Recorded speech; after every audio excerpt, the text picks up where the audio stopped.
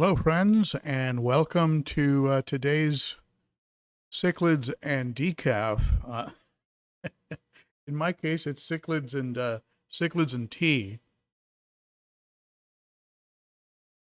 Wherever you are, I hope you're having a great day, and I appreciate you joining me on this odd live stream day. But it's a makeup for Saturday, where I'm not going to be around on Saturday. I'm going to be out of town and off the grid. I contemplated for a minute streaming from where I was going to be at, but there is no connection there, which was sort of by design.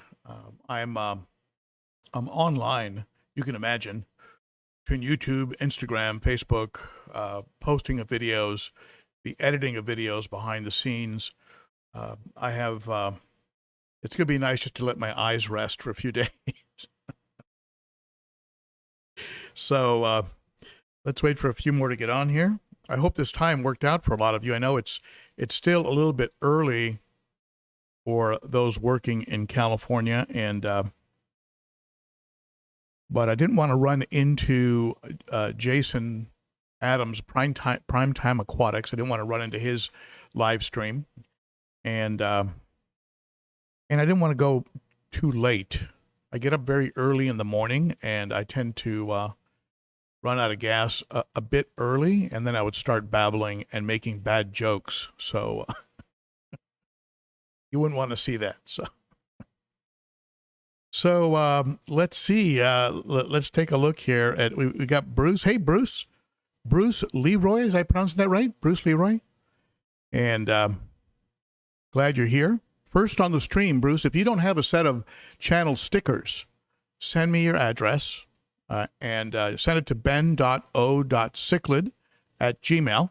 I'll get you some channel stickers since you were first on the chat. Hey, Sean. Sean's here. And Renee. Hello, Renee. Hope you can make it. Fishy Dior. I like that fashionable name. Hey, Paul. I'm glad you're here. James Green is here. Hey, James. Social distancing. Brian. Hey, Brian. How you doing, buddy? Alex, Quality Goldfish in Las Vegas.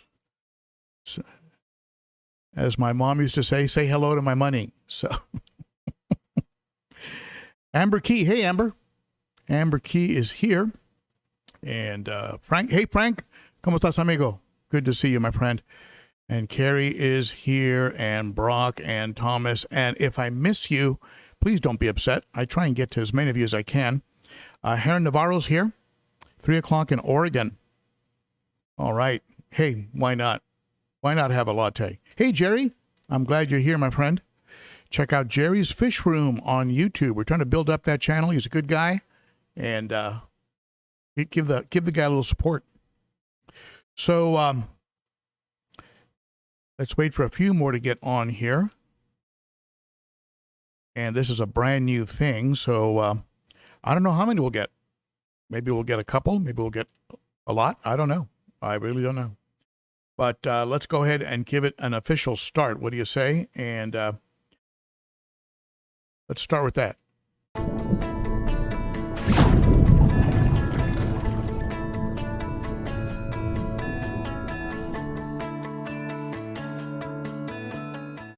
If you're new to the channel, be sure to hit that subscribe button, the bell, and the thumbs up, and all that good stuff.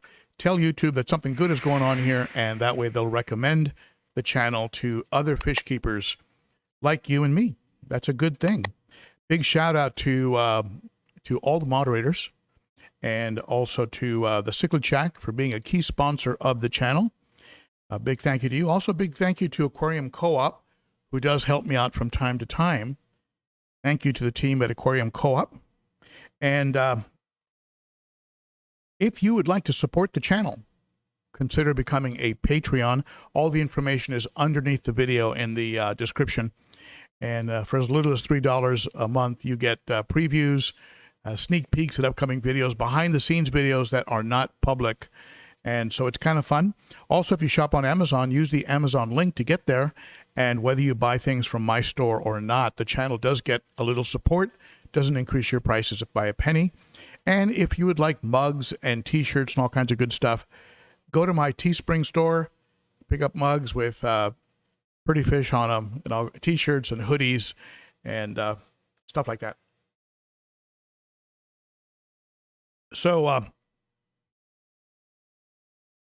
I've had a lot of interesting stuff going on here in the fish room. You know, I sort of reached, I kind of reached the end of my patience with a couple situations, and there is a video coming out, and I think the Patreon members already have a link to it.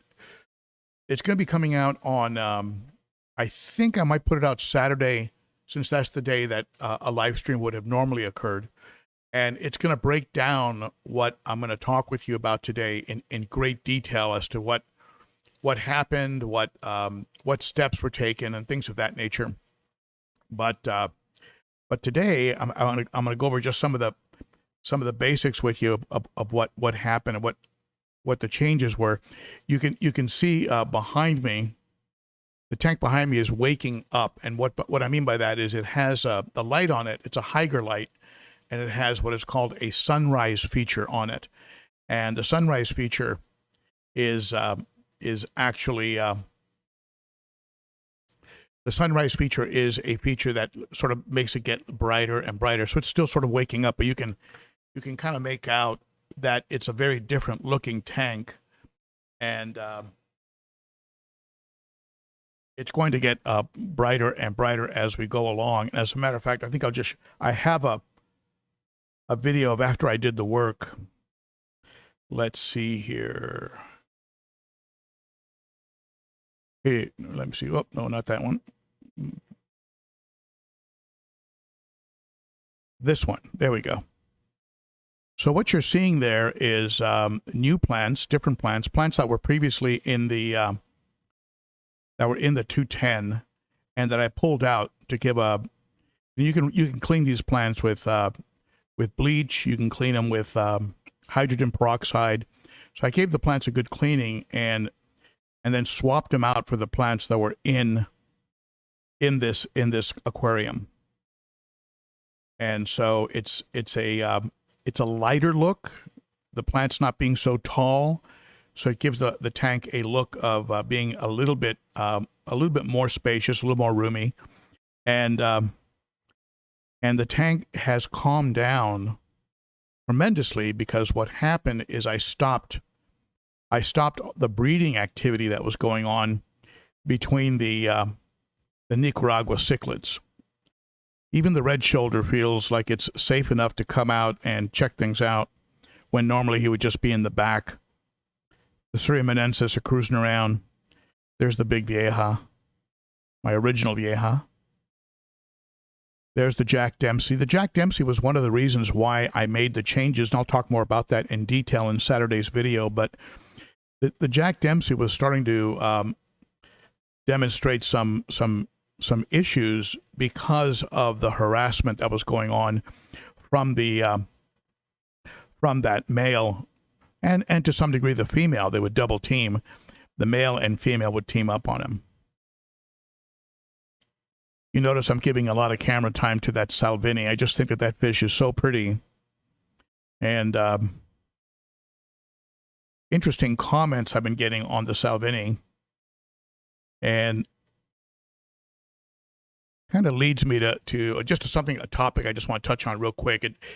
You remember in a video a while back, I talked about how the only thing that every fish keeper agrees on is that we need water, and but beyond that, everything is open. Everything is a debate. I think we all agree we need water, but I've posted some pictures about the Salvini. Now, by the way, for those of you who are new to the channel or don't know what the long term plan is here, the more aggressive fish in the tank behind me are going into a 300-gallon. The 300-gallon is it's run into a little bit of a delay, only because the stand. I had a discussion about the stand with Joe over at Glass Cages, and Joe and I Joe is as passionate and as OCD about aquariums as I am about fish and tanks and filtration and things like that. So there was just something that would have been okay. It would have been fine, I think. But it wasn't perfect. It wasn't absolutely perfect. And so to Joe's credit, Joe said, okay, yeah, we're just going to make a new stand. We're not going to mess around. We're going to make a new stand. So that's putting the project off by a few weeks. And then the stand will get here. I'll do all the leveling and some of the plumbing and the electrical work, and then I'll round up some helpers to help with the tank delivery. We only have to move it like 10 or 15 feet, but it weighs hundreds and hundreds of pounds. It's an awkward thing to carry. And so we're going to need probably we're thinking between 4 and 6 people strong people that can take that tank and position it where I need it positioned on the pad that's going to be on top of the stand.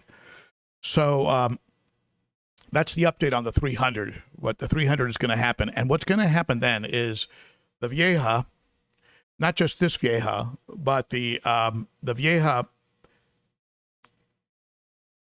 Show you the other one here. I have a Vieja. This Vieja.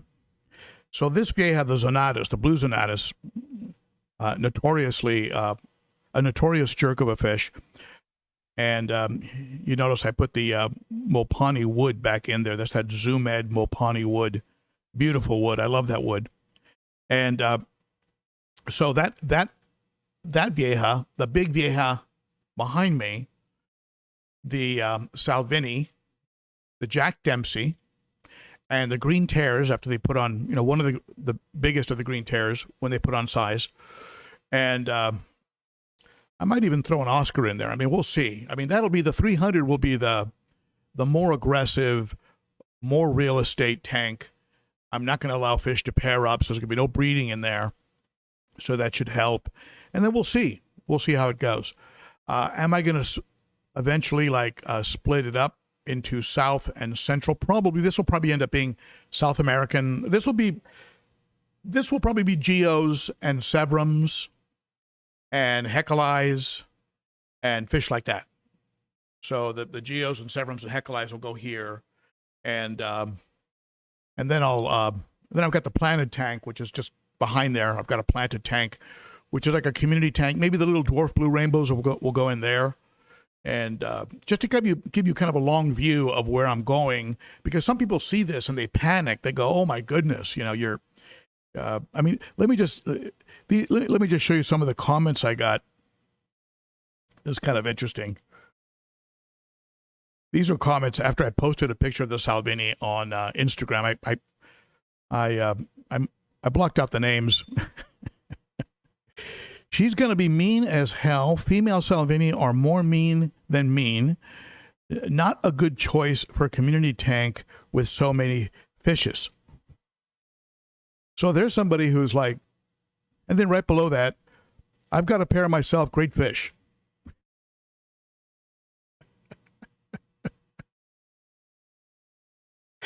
So there are as many opinions about, I mean, the time I brought up getting an Oscar, I heard, tear up your tank, you'll tear up your fish, blah, blah. And then I got, mine's a puppy dog, just hangs around, ignores all the other fish. We have so many different opinions are out there about things. And one of the risks that you take when you go onto a public forum, especially YouTube, is that your ideas are literally in a glass house. I mean, whatever you're working on, whatever projects you have, right? So you put them out there, and immediately people will express what they have to say. Often positive, more often than not, mostly positive, and I would say about 2% are jerks, and maybe 20% are kind of somewhere in between there. But But if they're well intended, I mean, if they're folks that have, have had these fish, have Salvini, and are giving me advice, I appreciate it. And even if it's tough love, even if it's, hey Ben, that fish, when it reaches this size, it's known to tear. And then I go and I do some research on, oh man, this person's right. And I don't mind you setting me straight. It's the people that come across like it's the end of the world. I had a person the other day, I put out a video on bacteria in a bottle. I think it was about Zyme. Using products like Zyme, like Zyme, Fritz Zyme 7. And somebody commented under the video, don't ever add this to an established aquarium. Don't ever, you'll kill off all the oxygen, all your fish will die. And like the end, again, the end of the world. It was like very dramatic. And I mean, people don't realize that sometimes their experience was something that was very unique to them because of the circumstances that were existing in their aquarium. That person probably had a well-stocked aquarium with very little water circulation, probably very little surface breakup. And I mean, a more sensible comment would have been, well, I tried it and I had a bacteria bloom, which was good, but the bacteria consumed too much oxygen. I ran into some problems with the fish. Next time, perhaps I'll add a power head to break up the surface, or maybe I'll put an air stone in there. And, just like when you treat ick by raising the temperature of your tank, you add an air stone, or you take your wave maker and you point it towards the surface. So you're getting a lot of agitation up there and a lot of oxygen because oxygen dissolves hardly at all. In the warmer it gets, the harder the oxygen is going to be for the oxygen to dissolve into the water. So you add an air stone, or you create more surface tension breakup. So anyway, it's just of interest to me. Sometimes people that will watch a video and then based on a very isolated predicament, I mean, a very isolated situation that happened to them in their own capsule, they'll make a pronouncement that is supposed to be a service to humanity, and in some cases it could be, I guess, but very often it's very often a just a bit of an overreaction to a situation that actually could have been prevented, prevented. And now that being said, I've got something else for you, and I want you folks to promise that none of you will ever try this. And this is in the category. This is in the category of don't ever do that. And can someone explain to me what in the world is this about?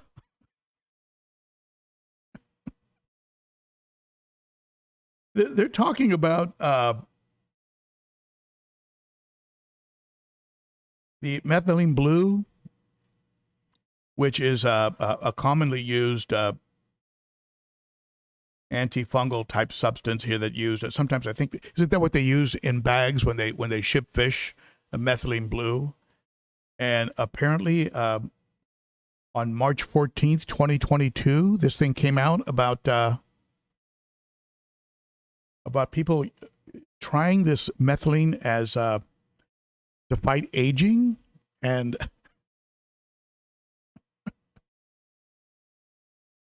this is probably just maybe almost as bad as the pods, those dishwashing pods that. At any rate, this is right. This is right up there with taking a laxative and a sleeping pill. Just please don't ever do that. So, getting back to today's subject,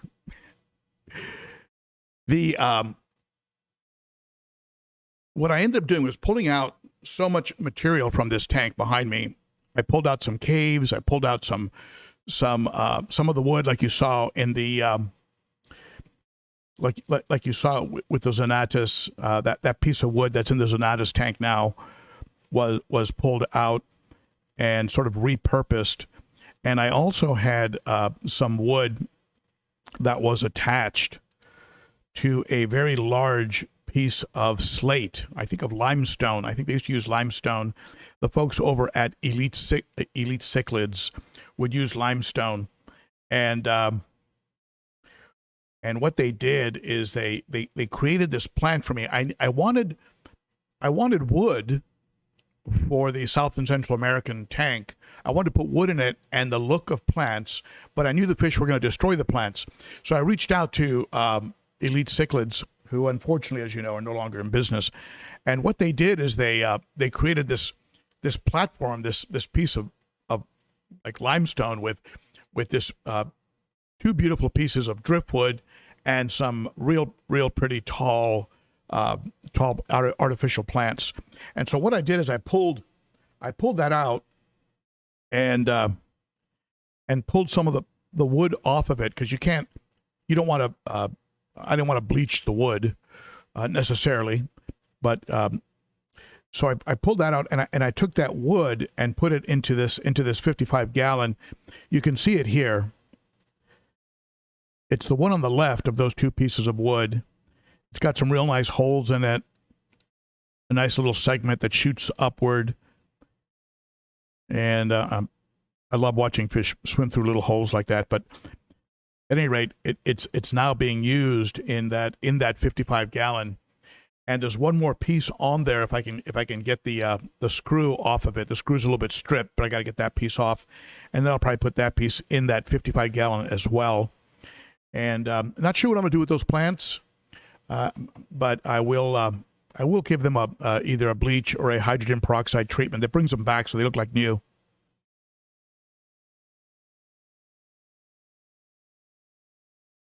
The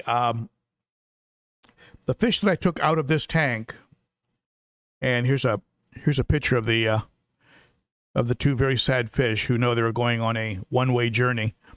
Those two fish ended up at the Aquatic Critter, and I bet you $1 they're already sold. And that was the male Nicaragua, who was just really kind of a jerk, kind of a hard-headed jerk, and also the smaller of the two viejas. The quality of life for that small vieja was just terrible, because the larger vieja, had her pinned against the back wall and hiding all the time in the dark. She would come out and eat, and when she would come out to eat, looked okay, but the life that fish was having was just not good. Was just not good, and it might have worked out in the 300 with all the extra room, 7 feet across, right? But I didn't want that fish having to endure that for the amount of time that it might take for me to actually set that tank up. So both of those went off to the Aquatic Critter. And another thing I'm going to be doing is I'm pretty sure I'm going to be breaking this down. This is that little Higer experiment that I got into. I put some extra plants in it that I picked up at the Aquatic Critter with some of the credit they gave me. So right now it's just serving as a home for plants. And there's two plants that you can't see right now. They're not in there yet when I filmed this. But I think I'm just going to break it down for a couple of reasons. One, I just don't like that I had to sort of jerry-rig the filter so that it wouldn't trap fish in the back. And two, the 3D background comes out like a shelf on the bottom there. There's an opening that is where the water goes into the filter. And what that does is it gives the fish like this dark area, and so you never see the fish. They just hide down there. And so I think I'm just going to tear that thing down. Either that or just leave it as a strictly plants and just have plants in there that I'm growing out to then put into a planted community tank. The original intention of that Higer aquarium, the original intention of that aquarium was to make it a home for the betta. But the betta is like really happy in this little 5-gallon, little top fin 5-gallon aquarium. I mean, he's just interacting a lot, really eating well, happy, and so I'm almost reluctant.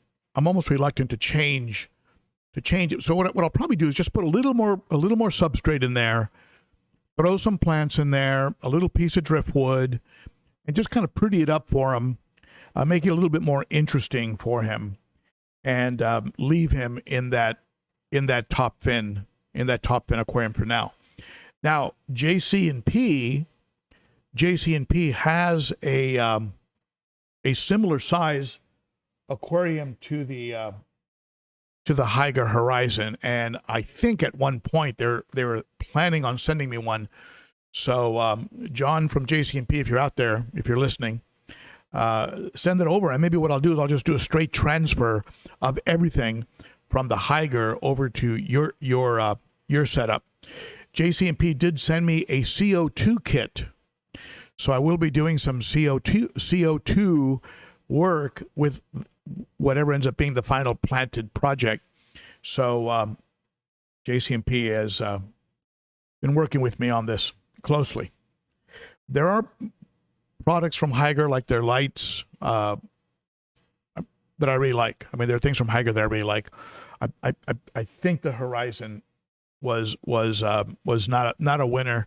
They also have a siphon system. I don't think that was that good, but for the most part, I mean, I think they're a good company, but you know, some products just don't work out. I get it. So so let's take a look at what you've got on your mind, and I think there's a heck of a lot more detail in Saturday's video. I think I will release it Saturday. I go over the breaking down of the aquarium, the catching of the fish, which was quite something. These fish are so smart and so fast. The rescaping to end up where it is now, and you can see it behind me.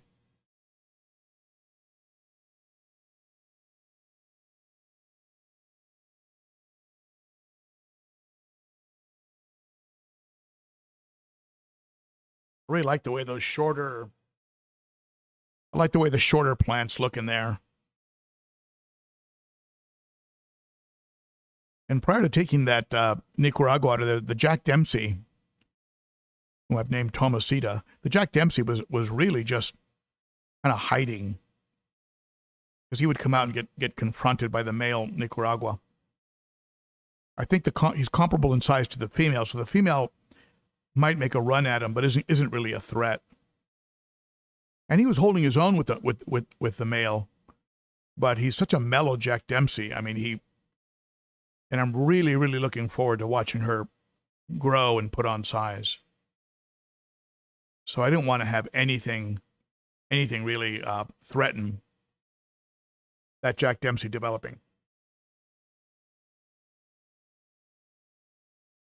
And that, like I said earlier, was one of the motivations behind why I even went through all this. You can see the 55, and hopefully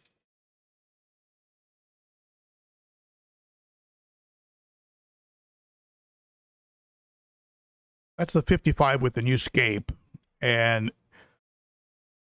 has that extra piece of wood in it, which I like a lot.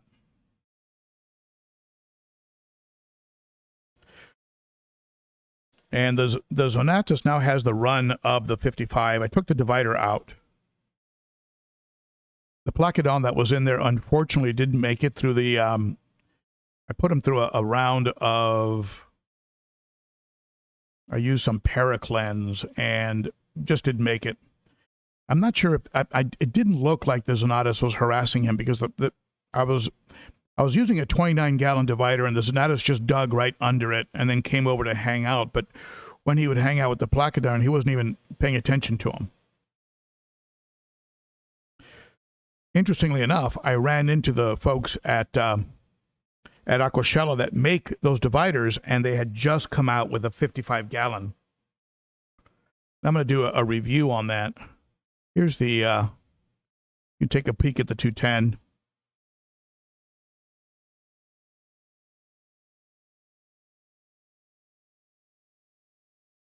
Everybody's looking good there. Go ahead and pull this back.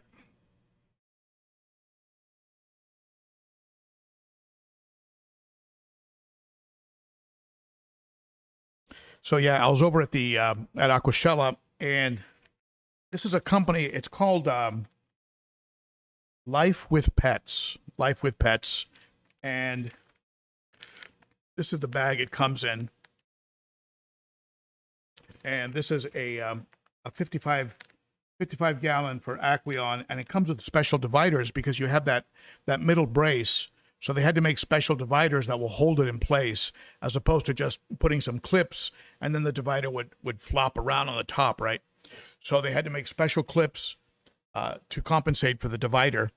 And I tell you, if you have cichlids, you need these, because you can take a tank and turn it into two different areas where fish can recover and relax, and especially if you have big fish. I mean, you can't necessarily put a 7-inch fish in a 5 gallon for a hospital tank. I mean, I'm sure it's been done, but that fish is going to be pretty cramped. So putting them in like a 29 or something like that, or 20, is a lot more comfortable for that fish while you're treating them. Then again, the smaller the tank, the less medication you'll use, and medication can get real expensive, right? So I treated that whole 55 gallon with Paracleanse, but the Placoderm didn't make it. The another review that's coming up down the pike, this thing here, size of a car battery, and you'll see why that analogy is very proper. This is an all-power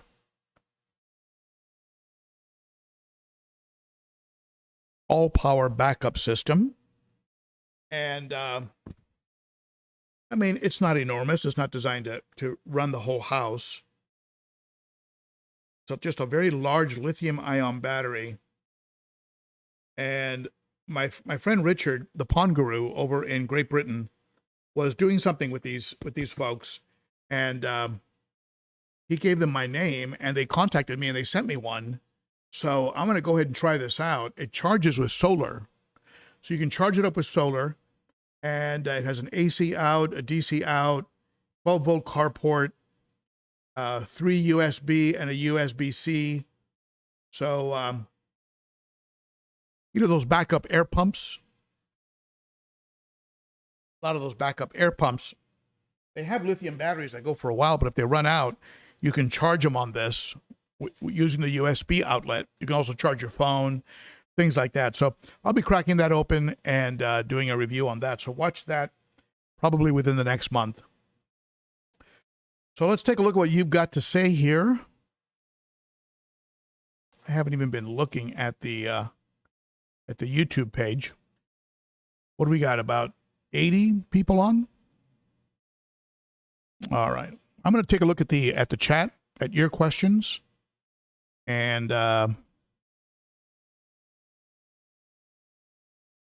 see what you have to say here.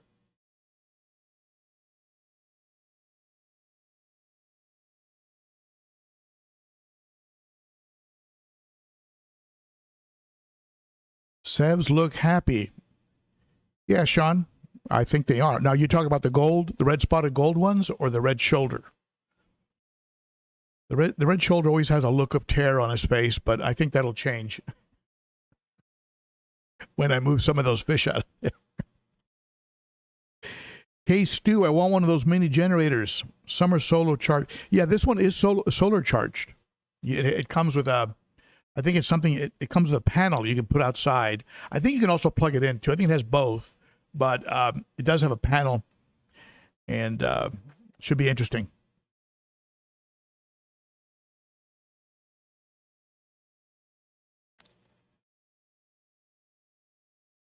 The golds, okay. Red spotted gold Severums. Yep, they look good. Love them. Probably my favorite. I mean, I have seen some crazy looking green Severums, the ones that get the patterns on the face, a little bit of blue in the body, a little bit of red tinting. I have seen some beautiful Severums, but I'm thinking the View kept Frontosa. What are your tips? I've had mine for 10 years now. Wow. I got him a girlfriend a few years ago, and they don't get along. Oh, boy. Well, love. I had Frontosa, but you having had one for 10 years, you know far more about Frontosa than I do. I do know they like to be in colonies of their own. They do need a lot of space. They get tremendously big. They can last 30 years. When they open their mouth all the way, it's like a hippo, and when they're large. But I think they like lower light. They like tanks that are not too bright. But I don't know. Maybe you should try getting 2 or 3 females in there. Maybe create a little healthy competition. Maybe that'll get them going. I mean, who knows? I think I did hear once that they are not an easy fish to breed in captivity. I believe I did hear that once.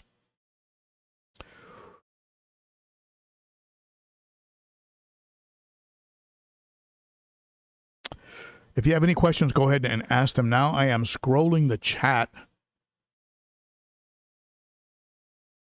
Yes, I agree, Sean. Red shoulders are beautiful when grown up.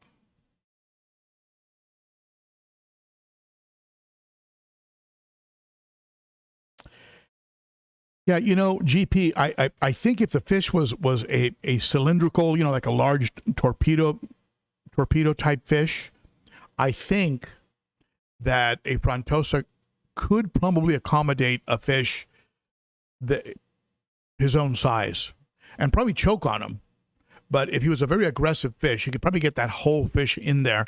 And I've heard of people having to pull a fish out and get a fish out of their mouth because they got a fish that was just too big in there, and it was never going to swallow, never going to digest.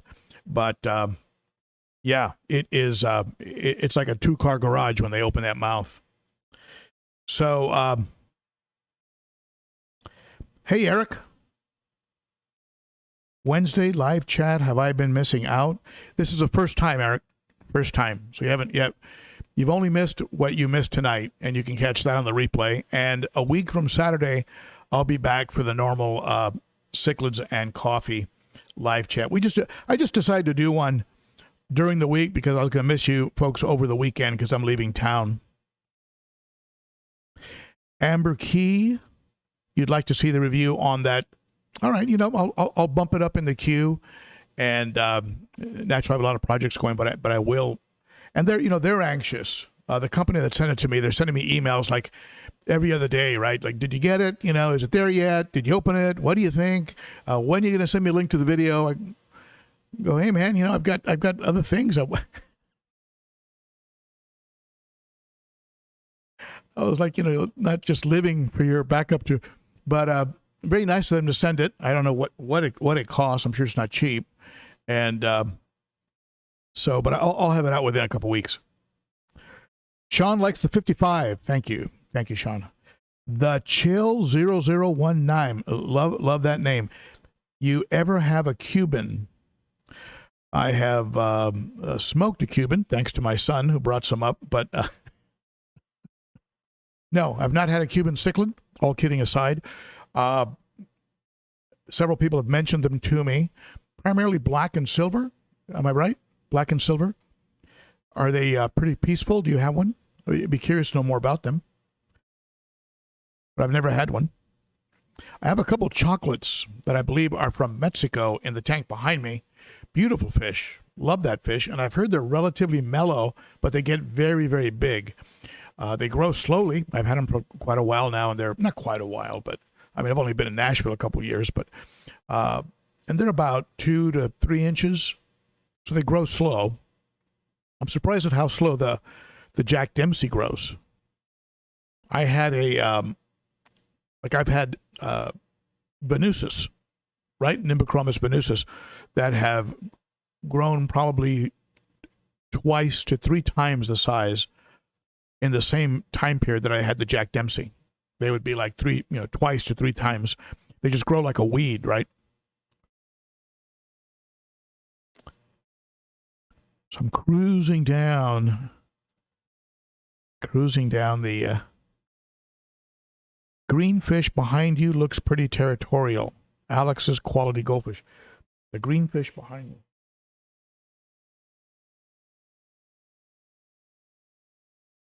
That's probably the female Nicaragua that you're referring to. And yeah, she's edge. She's got an edge. She's edgy. Not as edgy as the male was, but she's edgy. And she's probably in a bad mood because she can't find her husband.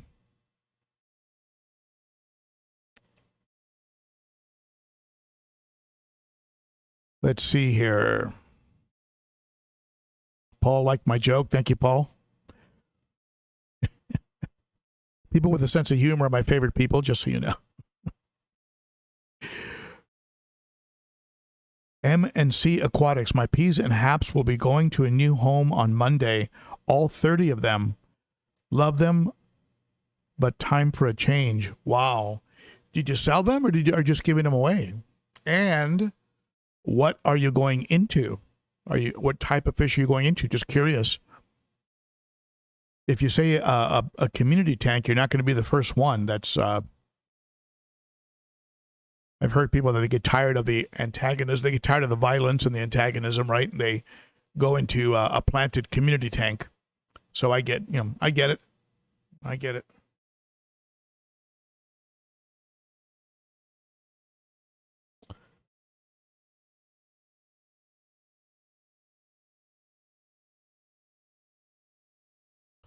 Fish Ranch House. Let me see. John St. Francis. They won't live to get old.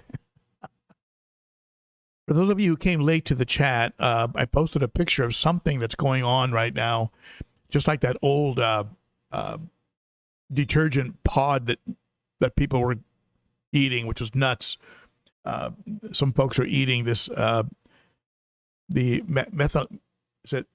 methylene blue and an aquarium product, methylene blue, and thinking that's going to help them with aging. And I think you hit the nail on the head, John St. Francis. They're not going to have any problem with aging because they're not going to get the natural selection is going to take them out. Oh boy. All right. Any other questions? Ask them now. Michael Phillips, Ben, I enjoyed your video on the aggression differences between South American and African cichlids. I tell you, it's a learning process. These fish are very, very different. They're different in how they dig. Like the Zonatus will go to the bottom and move, right? Move his fins, like his pecs real fast, and then start to pick up. I mean, it's real interesting. He uses his whole body to make a hole, as opposed to just picking up pieces and taking them somewhere. He fans and moves gravel and sand that way. And there's just a lot of differences, a lot of subtle differences, and that I'm learning as I go along. And it really is a learning process. And I'm really hoping that I have some success as I go along here and not kill off fish, right? Joe Munoz, Señor Ochart, buenas tardes. Buenas tardes, amigo. Agradezco que estás aquí. Brian Hahn, does it work? Let's see. No. K-Stew, I've gotten tired of the fighting with my bigger cichlid tanks, but I am so drawn to the personalities these big fish have. It's a very special thing that people without tanks don't realize. I talked about that in that live stream, why I keep killer fish, right? The interaction, the lack of they don't intimidate, right? They look you right in the eye. They don't back down. There's just a lot right about them, a lot that makes them very appealing. You can hand feed them and they have no problem coming up and taking food right out of your hand. And at the same time, there are issues. I mean, I certainly have had them, and I was having a conversation with another cichlid keeper who's been at it for many years, and said, "Look, if we sat down and just got honest with each other about how many fish we've lost to antagonism over the years, the list would be very depressing." And so that is, I think, what keeps people away from African cichlids. And that being said, I love them, so we'll see. All right.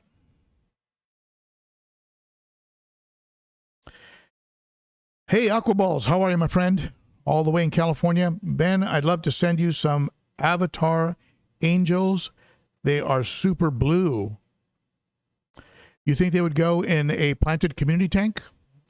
That would be, my only concern would be where to put them, but that would be awesome. That would be awesome. Sounds like an amazing, amazing angelfish. I like angels. I like the koi angels, the black, white, and orange, black, white, and red. Those are beautiful angelfish. Not sure if I've ever seen the Avatar angel, but yeah, definitely. Drop me an email, my friend. Do you have my email address? Is ben.o.cichlid, ben.o.cichlid@gmail.com. And yeah, let's talk about it. Amazon Research Center for Ornamental Fishes. Wow. Where is that organization located? That's pretty amazing. Is it in the Amazon? That would be like incredible. One of those dream jobs. Amber Key recently had the pleasure of watching my chocolate cichlid lay eggs. So beautiful and amazing. No male to fertilize, so eggs were gone fast. Nature at its best. Yeah, that'd be kind of neat though to get a little batch of chocolate cichlids. They're such a pretty fish. With those trailers, they get those trailers like the Heckelei, those long streamers on the fin, and they get that purple brown. So pretty, very unique fish, and they get very large.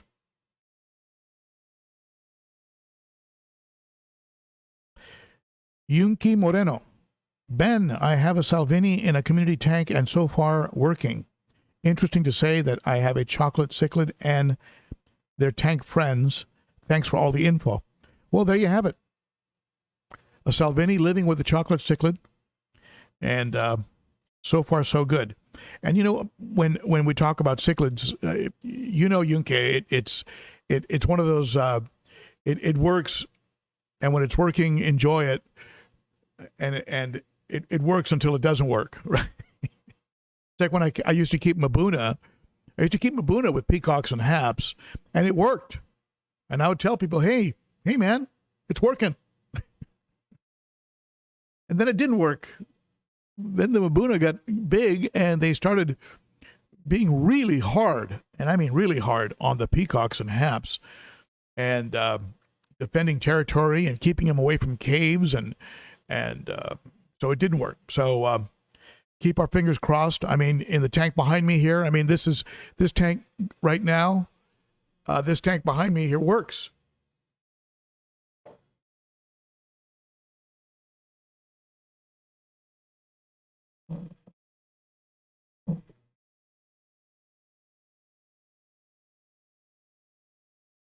And that tank will work until the day comes when it doesn't work. and then I'll have some problems, I imagine, and like any cichlid keeper, right? There's nothing in there though that would trigger it not working. There's no females in there.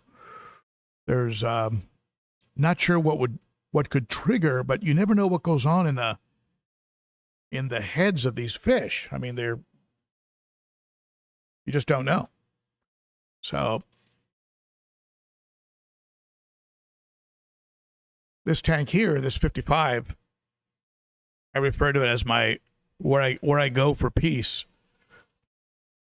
You've got some rainbows in there, some electric blue Acaras, the 2 chocolates, a baby green terror. I mean, it's where I go. It's the tank I look at when I want to chill. Because it is really super chill. I don't know if I've ever seen a fish chase each other. I've got 2 redhead Tapajos in there. And it's just a chill tank. There's more aggression in the neighbor. There's more aggression in this tank, and he's all by himself. He comes over and looks at the tank next to him, and you could tell that, boy, if I could get over there, I could eat like a king, right? Anyway. So there's the betta enclosure, and I think that betta enclosure is just going to be dressed up, and I'll add some plants to it, some driftwood, maybe a rock or 2, and we'll go from there. All right. Any other questions, my friends? Go ahead and ask them now as the hour is winding up. And look for that video on Saturday morning, the video on all the details of breaking it down. I'll show you the fish that I picked up at the critter, the plants I picked up at the critter, and just the whole process, the rescaping process, the thinking behind the scaping, and things of that nature. I'm really happy with the way it looks. I think there's it just looks a lot more roomy, a lot cleaner, and even though you are going to see some chases, it is so much calmer than before. And fingers crossed with that Salvini. She's a beauty. Now, see, I would have just gone in there. This was just the luck of the draw that I got a female. It wasn't until I came home later that I read that the females, just like this one here, the Nicaragua, the females actually have more brilliant color. And you realize that's the opposite of what I'm used to keeping African cichlids. So I got her home and started reading that if they have that little spot at the bottom of the gills and more red on the belly, it's a female. And the females are apparently the more desirable Salvini. You can usually tell how big a fish is going to get by how big its eyes are. That Severum has a really big eye.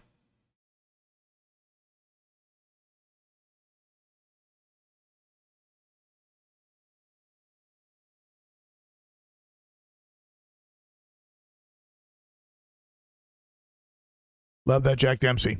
All right. Okay, folks. Well, I think we're getting close to the hour, so unless you folks have a closing comment, something that you would like to say, or if you have a topic that you would like me to cover in the future, go ahead and share it now, and I will take it. I will take it in under consideration. Amazon Research Center for Ornamental Fishes. We are a research center in Peru. Aquitos, am I pronouncing that right? Having raffle for a free trip for 2 total nonprofit organization. We have a YouTube channel. Very nice. Check them out, folks. Amazon Research Center for Ornamental Fish. Check them out on YouTube. Sean, you're preaching to the choir, my friend. You have no idea how badly I want albino hecali. And I consider that fish probably in the top 5 for most beautiful freshwater fish. I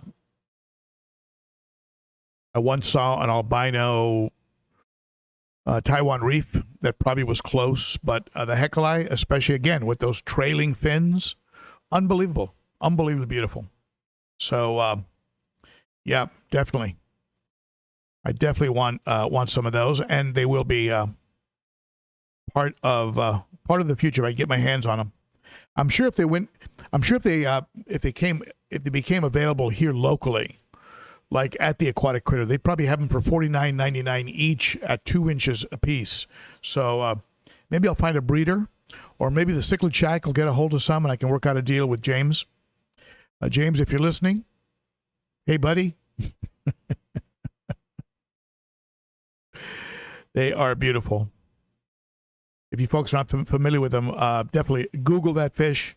Your eyes will pop out. Sean, thank you. I appreciate that. You like the look of the 90. I appreciate that. Crawdaddy, cuando? Have a good evening, Ben. You too, my friend. Jenny Delgado was in the house, and I will see you the following Saturday, Jenny. Very, very good. All right, everybody. I think we're right coming up on the hour. I'm going to let you folks go get some dinner. And I appreciate you coming in for this odd special live stream, spending some time with me. And I think with that, we will go ahead and wrap up the evening.